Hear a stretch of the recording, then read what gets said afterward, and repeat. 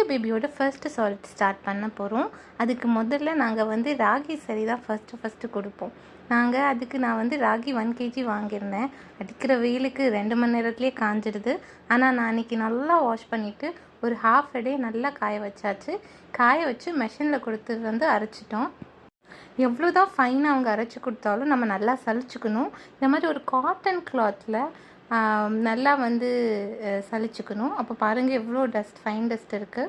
நாங்கள் சலிச்சதுக்கப்புறமா அது ஒரு ஏர்டைட் கண்டெய்னரில் மாட்டிட்டோம்.